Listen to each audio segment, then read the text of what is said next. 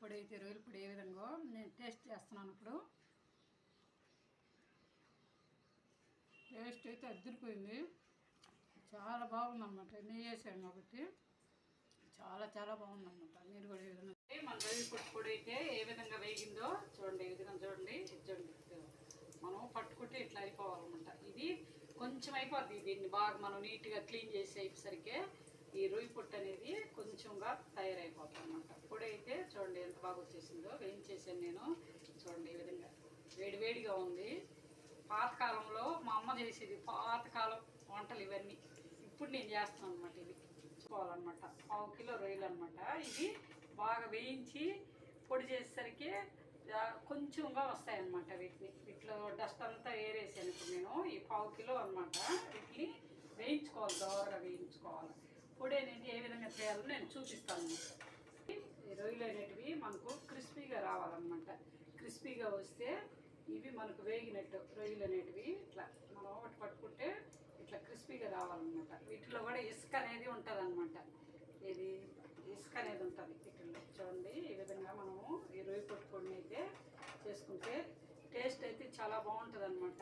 నెయ్యి వేసుకొని వేడి వేడి అన్నంలో తింటే టేస్ట్ చాలా బాగుంటుంది. నేను ఏ విధంగా తయారు చేయాలో చూపిస్తాను అన్నమాట. ఈ చాట్లు అయితే పాతకాలం చాట్లు, మా అమ్మది ఇచ్చిన చాట్లు ఇవన్నీ. ఇప్పుడు నేను వీటిలో చాట్లు వేస్తాను అన్నమాట. ఈ రొయ్య పొట్టు అనేది చూడండి. దీన్ని చల్లారిన తర్వాత బాగా చేసుకోవాలన్నమాట నీట్గా. చూడండి రొయ్య పొట్టు అయితే, రొయ్య పొట్టు అనేది మనము ఈ చాట్లో వేసుకొని బాగా ఇట్లా అనుకొని నీట్గా చేసుకోవాలన్నమాట. దీంట్లో ఇసుక అవన్నీ ఉంటాయన్నమాట. ఇసుక సన్న గువ్వలు ఉంటే ఏరేసాను అనమాట వాటిల్లో. కానీ ఇసుక అనేది ఉంటుంది అనమాట. ఆ ఇసుక అనేది పోవాలంటే మనము ఈ విధంగా చేసుకోవాలన్నమాట. ఈ విధంగా చేసుకొని నీట్గా చెరుక్కోవాలి బాగా. వీటిని మనం వేయించుకున్నటువంటి రొయ్య పొట్టు పొడి అయితే చూడ ఈ విధంగా వచ్చిందనమాట. మనం వేయించుకున్నటువంటి రొయ్యలు, సన్న రొయ్యలు అనమాట. ఈ విధంగా వచ్చింది, అన్ని చేయంగా ఈ విధంగా వచ్చిందనమాట. అంటే వీటిలో ఇసుక అయితే ఉంటుందన్నమాట. వీటిని ఏం చేయాలంటే ముందు కడిగి శుభ్రంగా తర్వాత నీళ్ళు ఎండలో ఆరబెట్టుకుంటే ఆ ఇసుక అనేది పోద్దనమాట.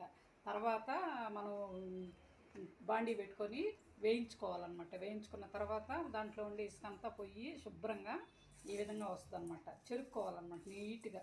దీన్ని మనం ఇందాక ఎంత వేసామో 1/2 కిలో వేసా నేను. చూడండి ఎంత కొంచెం అయితే వచ్చిందో.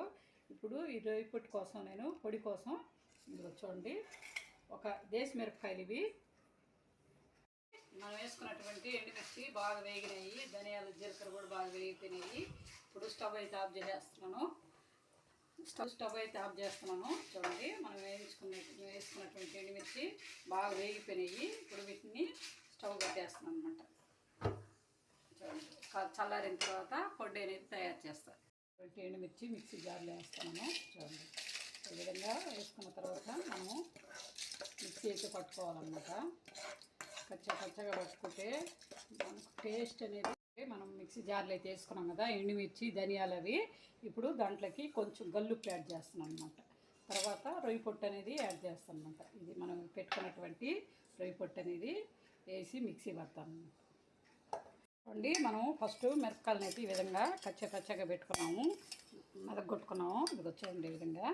ఇప్పుడు మనం ఇది రొయ్య పొట్టు అయితే యాడ్ చేస్తాం అనమాట. ఇది వచ్చేయండి రొయ్య పొట్టు అయితే ఈ విధంగా వేసుకొని చక్కగా మిక్సీ పట్టుకుంటే టేస్ట్ అయితే అంత బాగుంటుంది అన్నమాట. ఈ విధంగా మిక్సీ పట్టుకొని వీటిలోనే మనం వెల్లుల్లి, ఇదిగో చూడండి వెల్లుల్లి కూడా ఒక తిప్పిన తర్వాత ఇవి వేస్తాను అనమాట. వెల్లుల్లి అనేటివి చూడండి. మనము మామూలుగా అయితే ఎర్రగడ్డ కూడా వేసుకుంటారనమాట ఇన్స్టెంట్గా తినేదానికి. ఇది ఒక వారం రోజుల దాకా ఉంటుంది అనమాట. కాబట్టి రొయ్య పొట్టు పొడి అయితే ఏ విధంగా వచ్చిందో బాగా పర్ఫెక్ట్గా వచ్చిందనమాట. ఇదిగో చూడండి ఏ విధంగా వచ్చిందో. టేస్ట్ అయితే చాలా బాగుందన్నమాట. సూపర్ టేస్ట్ అనమాట.